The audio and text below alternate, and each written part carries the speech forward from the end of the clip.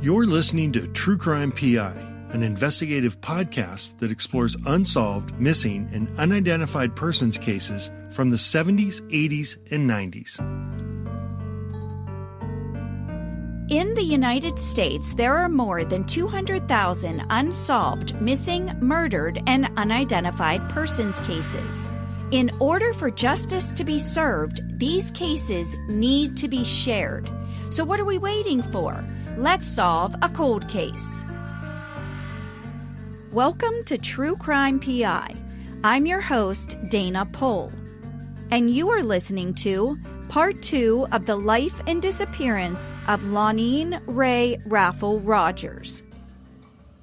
January 6, 1981.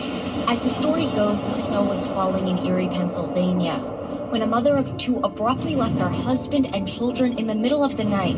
It's a decision that contradicts everything Allison Diker knew about her mother, Lonene Rogers. She was caring and loving and always very empathetic and helping others. Lonene, who was nicknamed Lonnie, was just 28 years old at the time of her disappearance. The deaf woman also left behind her hearing aids and her wallet. Her husband says they had an argument, then he went to bed. And when he woke up, Lonnie was gone. What happens when a mother disappears without a trace? Who raises her children? The husband who told police they argued and she ran away with another man? How thoroughly did law enforcement investigate this case in 1981? And what, if anything, are Pennsylvania State Police doing today to solve this 41-year-old cold case? Before we jump into this episode, I want to mention that I did reach out to Bud. I told him I was covering Lonnie's disappearance, and I asked if he would like to share his story. He did not respond.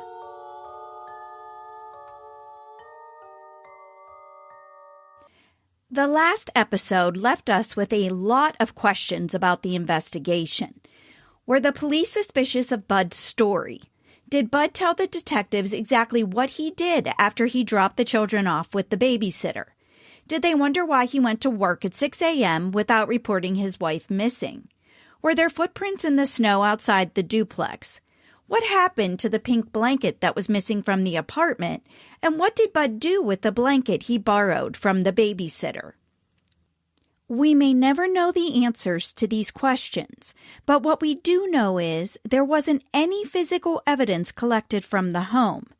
There were searches conducted in several areas, including a well not far from the duplex, but Lonnie was never found. Here's Glennie explaining what she remembers about the investigation. They did organize searches, and at the time, my mother's brothers were involved in the searches, as well as family, friends. They had helicopters, they had dogs. The family members made sure that they were searching every nook, cranny. And these are men that know the areas, from hunting, from living there all their lives. I believe they did as much as they could in the beginning. Where I really disagree is I told them, when you talk to Bud, you need an interpreter. They never, to my knowledge, got one. In Part 1, Aaron told us that Bud used sign language to communicate. Glennie told the police on multiple occasions that they needed to have an interpreter present during Bud's interview. To be honest, it really doesn't seem fair to Bud or Lonnie that the police chose to interview him without the aid of an interpreter. Law enforcement says that Bud cooperated during the initial investigation, but according to the Raffle family, Bud did not participate in the searches. Here's Allison describing what she has been told about her father's behavior after her mother disappeared. I have a lot of family that lives in that area. There were foot searches, dog searches, helicopter searches. And the thing that is so scary and unnerving to me is that my father never participated in a single one of those searches. In fact, my uncles and my aunt tell me that they saw him sitting in the window of the apartment watching them all work and search and hunt for her. And he just sat and watched them out the window, not looking upset at all, just watching like it was entertainment. So that is super unnerving. And he helped in no way. He helped with none of the searches. He didn't call her in. He was not cooperative in any way. The Raffle family and the community continued to search for Lonnie, but Glennie had to return to Toledo. So she asked Bud if she could take the children with her. Initially, Bud agreed, but not long after, he changed his mind. When Lonnie first disappeared, it was very bad weather. I went, of course, to Pennsylvania, and I had to come home. I wanted to bring the kids. And at first, Bud said no. Long story short, he had to go to work, blah, blah, blah, blah, blah. He allowed me to take the kids. I had the kids a matter of a few days. And all of a sudden, he pulls into the driveway, comes up to my door, and he's mad. He's angry. And it was at night. The kid, in fact, Allison was in her pajamas and her hair was wet. And he said, "Get in the car." And I said, "Well, what's the matter?" And he was saying, you know, your dad, it was mostly my parents, they think I killed Lonnie, and get the kids. And I said, "But no, just wait." And the kids, you know, he's grabbing, now Allison at the time just turned 6, and Aaron would have been 3. They were upset. I was upset. He grabbed them, putting them in the car, and I'm screaming. One of my neighbors called the police. Allison had herself wrapped around me, legs, arms, and he's jerking her away, and he gets in the car, peels out of there. Well, the police came, and of course I'm a wreck, and the police said that, you know, there's nothing we can do. And I, of course, you know, I went in and called Bud's mother, you know, who lived in Erie, and told her, you know, I'm scared. Here's this lunatic driving with 2 babies. I am going to take a step back for just a moment to add context to this story. Some of you may be wondering about Maya, the little sister who served as Lonnie's flower girl. The story I am about to share is heartbreaking. Just a few years before Lonnie disappeared, the Raffle family's world was shattered. Maya, who was just 12 years old at the time, began to experience stomach pain. Her doctor initially and repeatedly misdiagnosed her symptoms as a urinary tract infection and sent her home. When Maya's symptoms grew worse, the doctor realized that it wasn't a UTI. It was her appendix. It had burst. An emergency appendectomy was performed. The family was told the surgery went well and Maya was released. When it became apparent that Maya was getting worse instead of better, she was rushed to a hospital in Pittsburgh and diagnosed with sepsis. Maya passed away on February 7, 1977. At the time of Maya's death, Glennie was 5 months pregnant. It was then that Lonnie and Glennie made a promise to one another. If anything happened to either one of them, they would take care of each other's children. Glennie desperately wanted to honor her promise, but Bud was their father, and this gave him the right to decide who could and could not spend time with them. The next time I visited them would have been at Aunt Laura's, Bud's sister's. And she would not, I wanted to take the kids to McDonald's. Nope. She said, no, I couldn't because I might steal them. I wanted them to come on a summer vacation, and they said no. And I told Bud that I wanted to get them school clothes. Boom. When do you want them? So I went and picked them up. I don't remember if I had them a week, 2 weeks maybe. And then they went back home, and they were here 1 or 2 Christmases. Another time I had asked for them, and Bud wanted me to send money for him to drive them down here. And I told him, you know, I didn't have the money.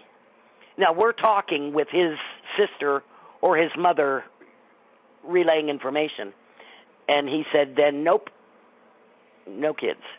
So, of course, I went to my aunt and we got the money and brought him. But they made it very difficult. In the span of 4 years, Glennie lost both of her sisters and her niece and nephew. You can hear the anguish in Glennie's voice when she recalls the battles she fought with Bud and the legal system. I'm going to guess Allison would have been about 8, 9, 10, right in that area. He left them in a farm. I'm calling it a farmhouse because that's the way it was described to me. He had gone to visit his girlfriend and left Allison, Aaron, and they happened to have a poodle at the time, a registered poodle. I get a phone call from Esther, that's Bud's mother, and she says, Glenna, we wondered if you could come and get Buddy's dog. They took Buddy's dog and they won't give it back, and it was expensive, and I'm saying, what are you talking about? So she proceeds to tell me the story. Allison had gone to a neighbor's asking for food and said that her daddy was gone and she was afraid. Well, they called Children's Services and they called Animal Rescue. Bud got the kids back. He wasn't allowed to get the dog. I was, to say, beyond upset. So I get my fat ass in the car, and down I go, and boy, now I'm really, this is it, I'm taking the kids. I talked to a lawyer. We had a hearing. It was in front of a mediator. I was supposed to sit quietly and listen, I guess, and I didn't. I was, of course, emotional. They decided poor Buddy didn't understand. And poor Buddy is trying to raise children when his wife up and left him.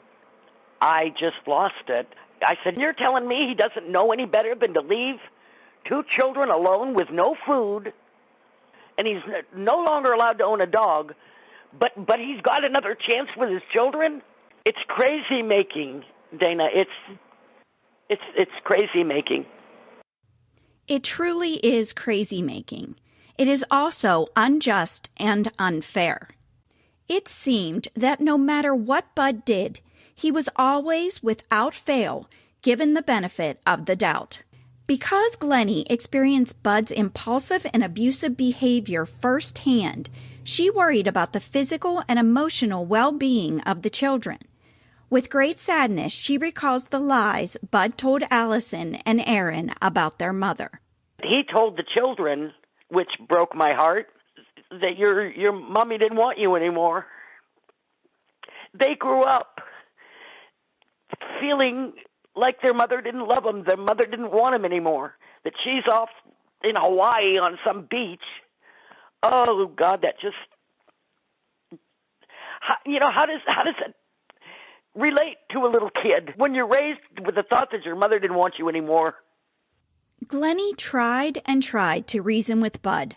She even told him she would move back to Meadville to help raise the children. Bud declined Glennie's offers, and so Allison and Aaron grew up without their mother or her family, in the care of an abusive father. Here's Allison describing her memories of growing up with Bud. So as a child, my brother and I, believe it or not, were living with him off and on after this happened. When she disappeared, he shortly after that kind of whisked us away to his sister's house, and we lived with her, and then we were back with him, and then we were back with her. And it was often, unfortunately, when Children's Services would come in and say, you're being abusive, neglectful, any of those things, and they would tell him that they were taking us away, and that I'm not really sure what he had to do to get us back, but on the times that they would come in, they would send us over to my aunt usually, and then we'd stay with her for a while, and then he'd come back and supposedly be rehabilitated. That whole back and forth business happened my whole childhood after the disappearance. The times that I was with my father, he would be gone for long periods of time, days, sometimes a whole week. He'd just be gone. We lived at one point in an old farmhouse that he was renting. The farmhouse had a barn attached, and the owner said, we're not using it, so feel free if you want to use it for storage or whatever, you can. So there was a small room that was kind of like a shed sort of in the barn. He put everything my mother owned in that spot and locked it, like padlocked it. So he didn't get rid of, her belongings. Now, when he was gone, we tried to break into that room because we were just curious. We wanted to know, what did my mother wear? What kinds of things was she into? And those sorts of things. So my brother and I were trying to get into the area when he was gone. And I'm sure it left some sort of marks or etchings or something that led him to realize we were trying to get to that area. He very angrily asked us if we were going in there. And we said yes. And so he took everything out of that area, that shed-like area, piled it up, and set it on fire in front of us. Everything my mother owned, anything that I would have ever known that my mother touched, he burned in front of us because we tried to get in and see it when he wasn't there. Burning Lonnie's things to punish her children was cruel. This one act provides more than a glimpse into the character of Bud Rogers.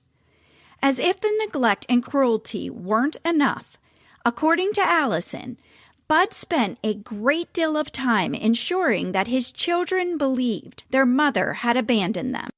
Now, on those times that we were back with him, there were many times that we would just drive. He would tell us to get in the truck. He always owned a truck. Told us to get in the truck. We would just drive around. It just, as a kid, it seemed like forever.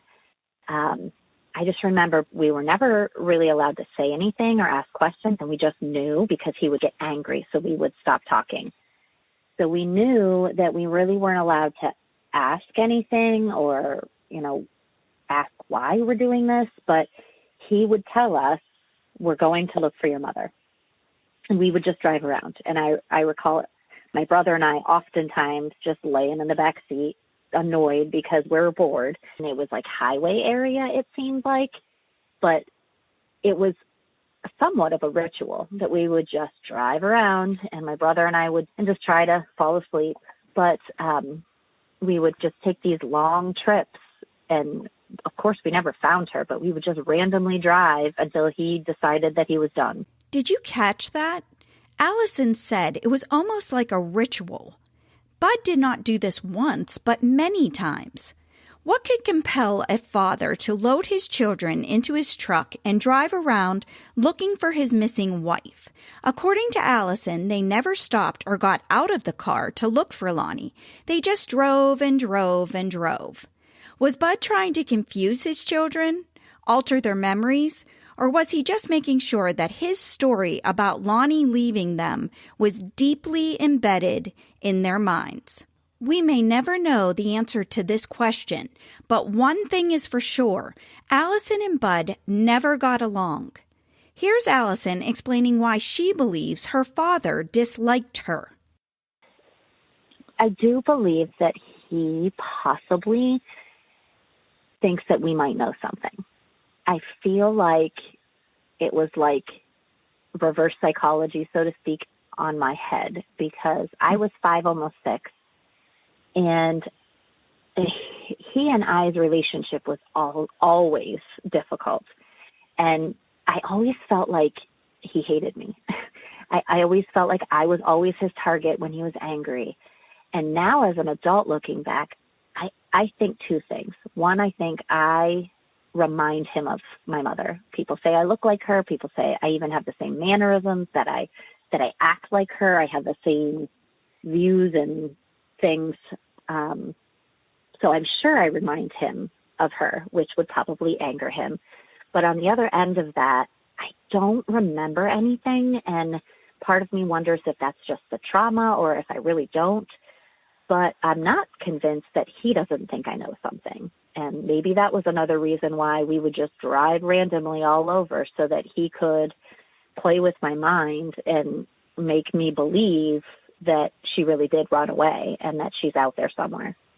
This could explain why Bud seemed intent on manipulating the minds of his children. Like Allison, Aaron doesn't remember anything about his mother's disappearance, but he does remember this. Throughout my life, there were several times, where we get in an argument or something and somehow get on the subject of my mother, and he would be screaming, saying, "You think I did it? Do you think I did it?" And, of course, I was never allowed to say yes. I would have got the shit beat out of me. So, I wasn't allowed to answer truthfully on that. So I always said no. Intimidation was just one of the ways Bud controlled his children. Here's Aaron recalling another time when fear stopped him from telling the truth. There was one time when we lived in Waterford on 3rd Street where the downstairs neighbor came and asked me if I knew of anything that happened. Somebody broke into her apartment and stole her VCR.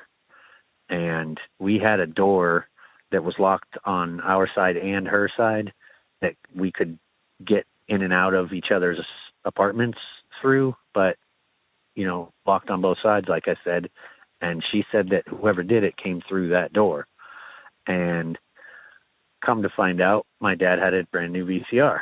And he said he got it from a friend at work, that it was broken, and he fixed it for him. And then he just said that he could have it, was his story. And I never told on him, but I should have.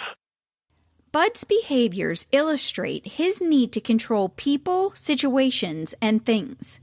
Here's Aaron with another example of how controlling Bud could be.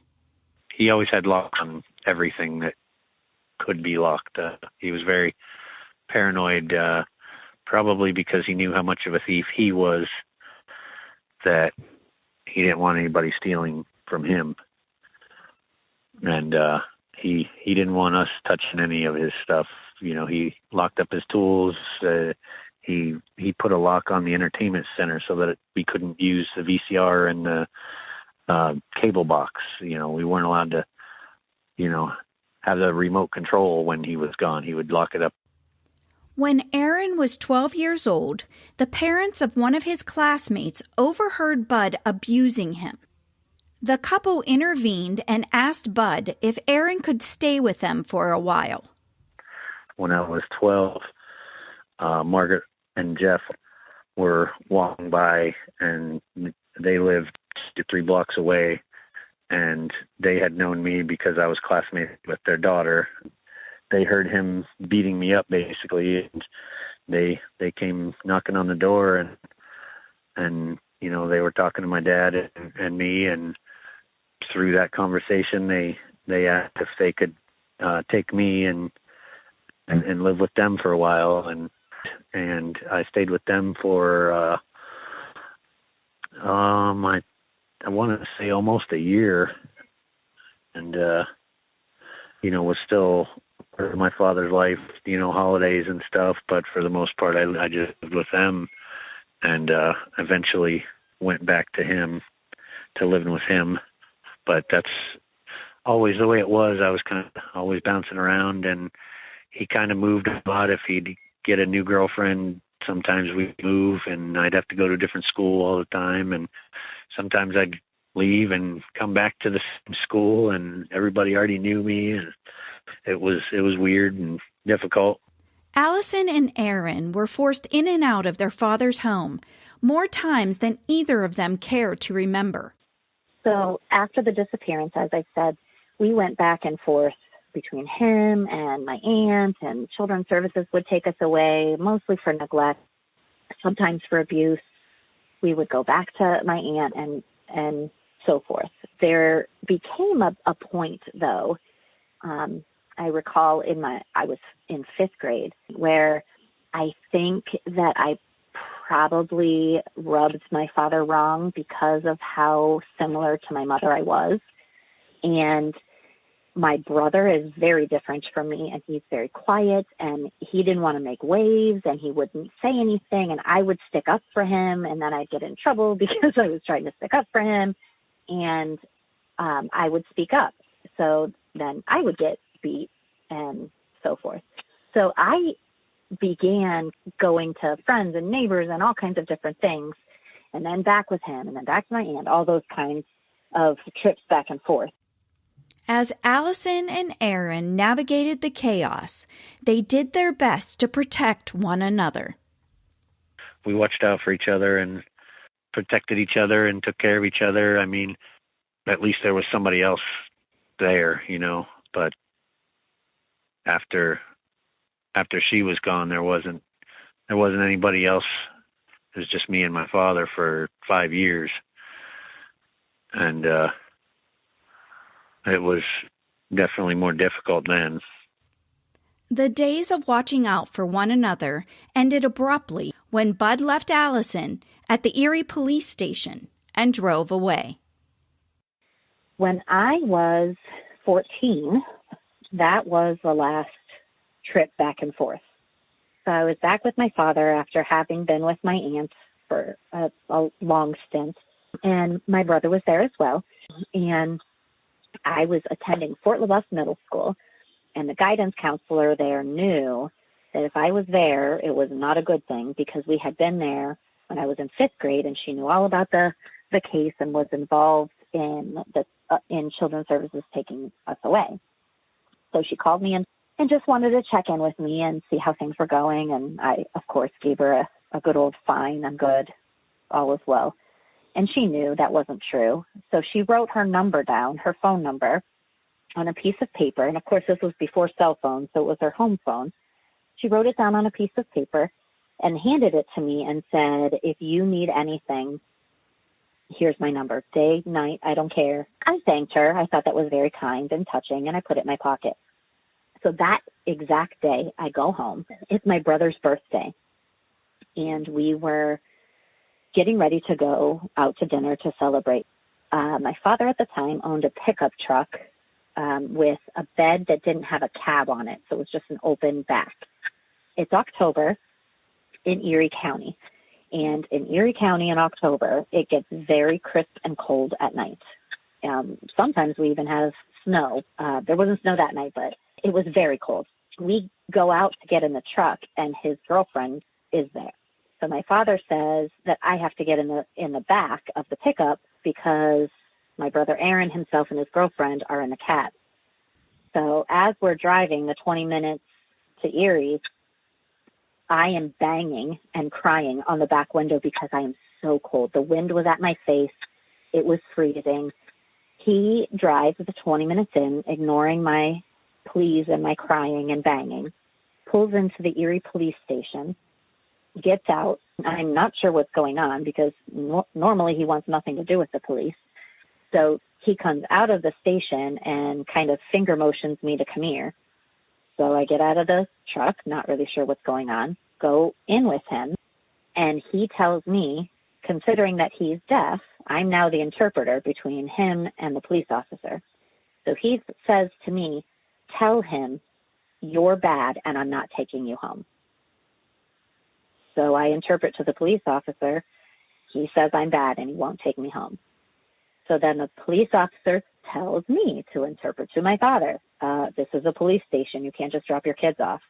My father says to me to interpret to the police officer. I don't care. I'm not taking her home. So then the police officer, this goes back and forth. The police officer telling me to tell him you can't do that. My father saying, I'm not taking her. I'm done. I'm finished. So then the police officer says to me, this 14-year-old little girl, do you know anybody you can call and stay with? I say, I guess you could call my aunt. That's where they usually send me. So the police officer calls my aunt, and my aunt, who is my father's sister, the same one that we had spent many years with off and on, my aunt, the police officer, tell them to figure it out. We're not bringing her back home. And I'm assuming that was not necessarily about me, but just being annoyed that, we're back and forth. But she refuses to accept me. So the police officer then says, do you know somebody else? Anybody else? Any other family members? And out of anxiety, I had my hands in my pocket and I felt the paper. So I kind of giggle and I'm like, well, here. I give him the note and I said, that's my teacher. She told me if I ever needed anything that I should call her day or night. I guess I need something. So he calls the number, and this was Judy Dinsmore, and she answered the phone and she said, I'll be right there. And my childhood was successful from then on, and I went to college and I was able to do so many wonderful things because of the stability of that family. So they became my family that night. I am grateful for Judy Dinsmore and happy endings. Allison's story gives me goosebumps every time I listen to it. But to be honest, this episode kicked my butt. Not only because my editing software crashed multiple times, and each time it took audio files with it, but mostly because it is difficult to listen to Lonnie's children tell their stories, especially when every single one of us knows how much better their lives would have been if Lonnie hadn't disappeared. Allison and Aaron have more to say, and I am going to help them say it. In part 3 of the disappearance of Lonene Ray Raffle Rogers, we will learn more about Aaron's relationship with Bud, Allison's crusade to find her mother, and what, if anything, the Pennsylvania State Police are doing to solve this 41-year-old cold case. If you would like to learn more about Allison's story, her book, A Daughter's Journey and Story of Resilience, is available on Amazon. You can also join the Justice for Lonene and True Crime PI Facebook groups. Links for the book, our Facebook groups, and the uncovered case file for Lonene Rogers are in my show notes. Follow us on Instagram and Twitter, like our True Crime PI Facebook page, and join our Facebook group to discuss the case featured in each episode.